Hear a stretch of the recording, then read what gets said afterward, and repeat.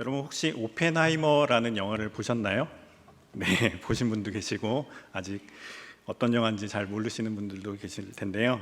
이 영화는 핵폭탄의 아버지라고 불리우는 제이 로버트 오펜하이머의 전기 영화입니다. 2차 세계대전을 종식시키기 위해 핵폭탄 개발을 주도적으로 진행했던 인물에 대한 전기 영화입니다. 하지만 그는 히로시마에 핵폭탄이 투하된 후 많은 생명이 죽게 되자 나는 이제 죽음이요 세상의 파괴자가 되었다라고 하면서 후회를 했다고 합니다. 이후 수소폭탄 개발에는 끝내 참여하지 않았습니다. 그가 아니어도 인류는 언젠가 핵폭탄을 개발했겠죠. 하지만 역사는 그를 핵폭탄의 아버지라고 부릅니다. 그리고 오늘날 우리는 핵폭탄의 위험 속에 살고 있습니다. 우리는 한 사람의 판단과 결정에 따라 얼마나 많은 것들이 변하는지 인류 역사를 통해서 알 수 있습니다. 한 사람으로 인해 한 나라의 국민 전체가 큰 고통에 빠지기도 합니다. 한 사람으로 인해 가정이 파탄에 이르기도 합니다. 그러나 오늘 본문에서 우리는 자신이 속한 사회와 자신이 속한 국민 전체에게 고통이 아닌 큰 복을 가져다 준 리더의 모습을 볼 수 있습니다. 포로 생활을 청산하고 유다로 돌아온 유다 백성들은 그동안 마음 편히 살았던 적이 한 번도 없습니다. 무너진 성벽 때문에 그들의 생활은 항상 불안해했습니다. 언제 적이 침입해서 식량을 빼앗아 갈지, 언제 적이 침입해서 삶의 터전을 망가뜨릴지 알 수 없었습니다. 포로 생활을 청산하고 유다로 돌아왔지만 귀향한 유다 백성들의 삶은 그들의 생각과 기대와는 너무나 거리가 멀었습니다. 그랬던 유다 백성들이 노래를 하기 시작했습니다. 예루살렘에 축제가 벌어졌습니다. 폐허의 도시, 온갖 위험에 노출되었던 도시, 생명이 없는 도시에서 갑자기 노랫소리가 들리고 웃음소리, 악기소리가 들렸습니다. 마침내 성벽이 완성되었고 그것을 하나님께 바치는 예배를 드리게 된 것입니다. 하나님께 완성된 성벽을 드리는 예배, 이 예배는 예배를 준비하는 과정에서부터 대단했습니다. 각 처에 있던 레위 사람들과 노래하는 사람들이 모여 악기를 동원해서 예배드릴 준비를 했습니다. 이스라엘 백성들도 이 예배를 통해 하나님께 정결하게 나아가기 위한 정결 의식을 행했습니다. 뿐만 아니라 예배 중에 하나님께 드려질 물건들과 성벽과 성문까지도 정결하게 했습니다. 하나님께 드리는 이 예배에 모든 백성이 참여했고 모든 사람이 완성된 성벽으로 인해 들떠 있습니다. 예루살렘은 온통 축제 분위기입니다. 불과 52일 전까지만 해도 죽음의 도시로, 폐허의 도시로 도저히 정착할 수 없었던 이 도시는 이제 생기가 넘쳐 흐르게 된 것입니다. 백성들은 성벽 위를 거닐며 하나님을 마음껏 찬양했습니다. 이 성벽이 재건이 처음 시작할 때 적들의 반응이 어떤지 기억하십니까? 우리 같이 읽겠습니다. 그의 곁에 서 있는 암몬 사람 도비야도 한마디 거들었다. 다시 싸우면 뭘 합니까? 돌로 성벽을 쌓는다지만 여우 한 마리만 올라가도 무너질 거라고 손가락질했습니다. 그러나 그런 적들을 비웃기려도 한 듯이 백성들은 성벽을 거닐며 하나님을 마음껏 찬양했습니다. 성벽은 백성들이 올라가도 무너지지 않을 만큼 튼튼했습니다. 외적인 어려움과 내적인 어려움 앞에 굴복하지 않고 끝까지 하나님의 능력을 의지해서 쌓았던 이 성벽이었기 때문에 백성들의 기쁨은 이루 말할 수 없이 컸습니다. 그들이 밟은 성벽, 그들이 만지는 성벽, 그들에게는 감격 그 자체였습니다.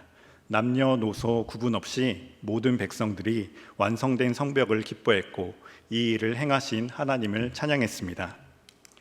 같이 읽겠습니다. 많은 제물로 제사를 드리면서 기뻐하였다. 하나님이 그들을 그렇게 기쁘게 하셨으므로 여자들과 아이들까지도 함께 기뻐하니 예루살렘에서 기뻐하는 소리가 멀리까지 울려 퍼졌다. 아멘. 느헤미야는 무너진 성벽을 52일 만에 완성했습니다. 다시 세워진 성벽으로 백성들의 생활은 안정되었습니다. 적의 공격으로부터 안전하게 되었고 무분별한 이방 문화를 차단하는 방어벽을 얻게 되었습니다. 오늘 말씀을 통해 우리는 두 가지를 기억하길 원합니다. 우리 첫째 같이 읽겠습니다.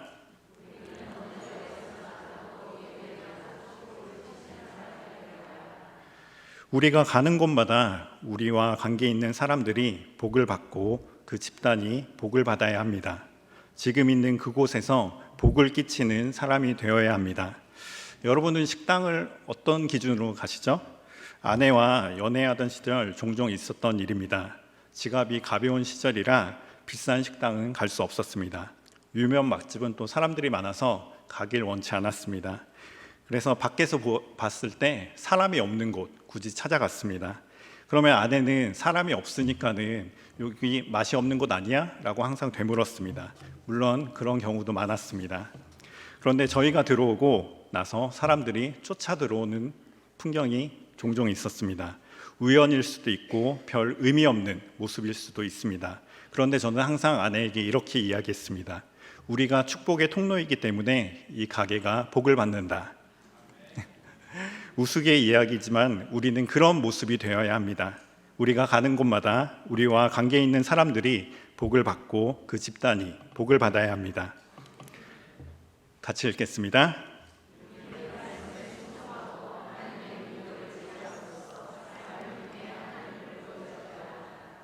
말로써 하나님을 보여주는 것이 아니라 삶으로 하나님의 실체를 보여주어야 합니다. CCM 찬양 중에 창문이라는 곡이 있습니다. 먼저 들어보겠습니다.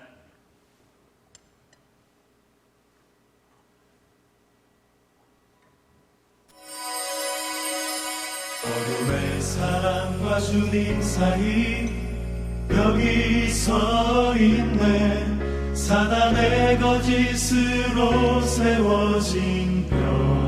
그러나 하나님의 사랑은 어둠을 물리치네. 우리가 그 벽에 창문이 될 때 우린 창문, 우릴 통해 세상이 예수를 보내. 우리를 부르셨네. 우린 창문, 우릴 열어 그 사랑 세상에 전해. 그의 빛을 밝게 비추리. 우린 창문, 세상을 향한. 우리는 창문입니다. 우리를 통해서 세상이 예수님을 봅니다. 우리의 말이 아니라 우리의 삶으로 하나님을 보여주는 것입니다. 그리고 우리를 통해 하나님을 믿는 삶이 어떤 것인지 사람들이 알게 되는 것입니다. 여기서 아는 사람들은 누구일까요? 바로 같은 믿음을 가진 사람들이 알게 됩니다. 그리고 하나님을 모르는 사람들도 알게 됩니다. 이제 우리가 믿음을 가진 한 개인으로서 하나님을 믿는 삶을 보여줍시다.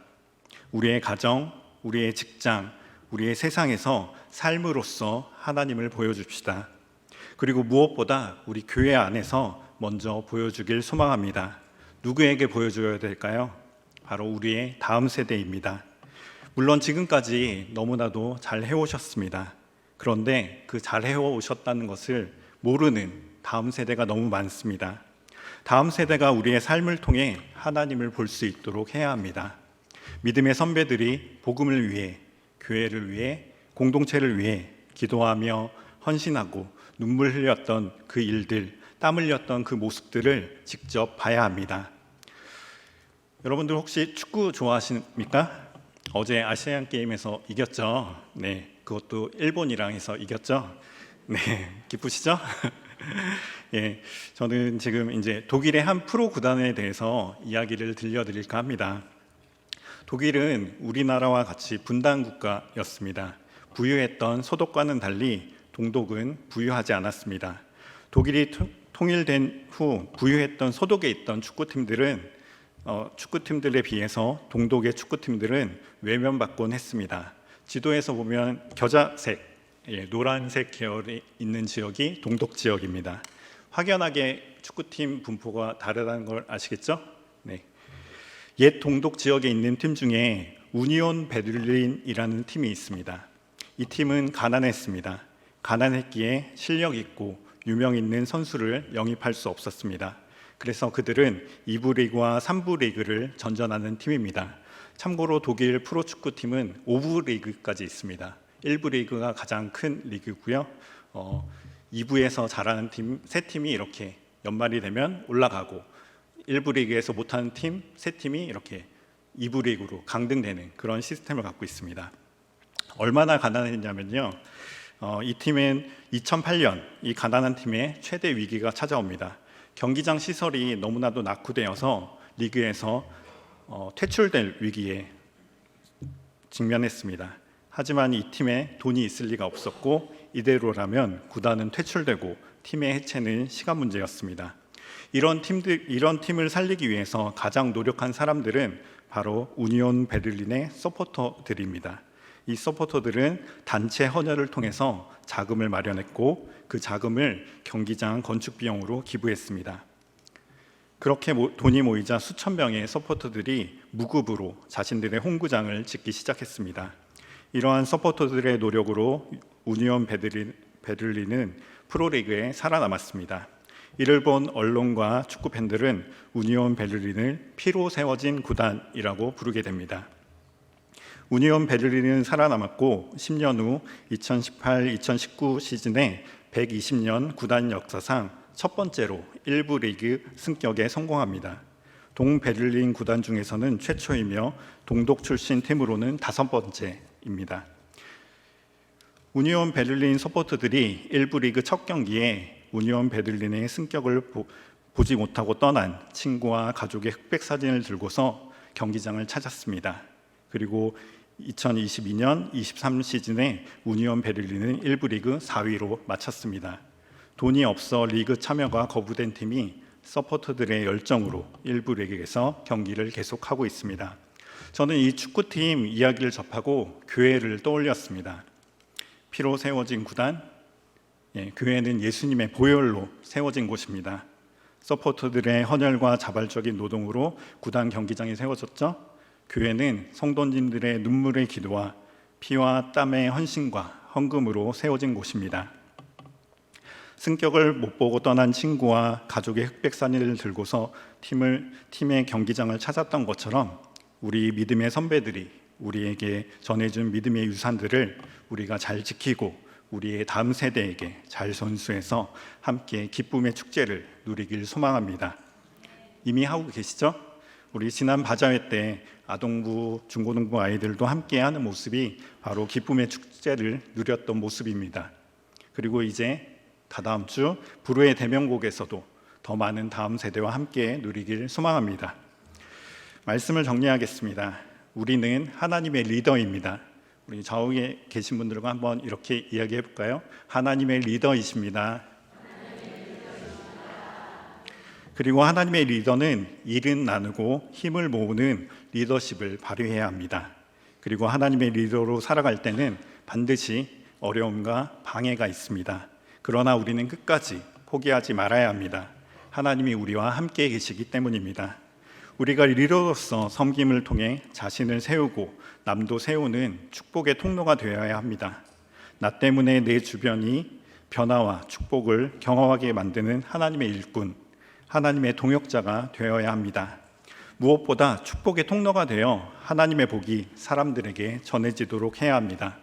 결국 리더십은 사람들을 축복하는 것입니다. 리더는 축복하는 사람입니다. 하나님의 리더도 살아가는 저와 여러분 되길 소망합니다.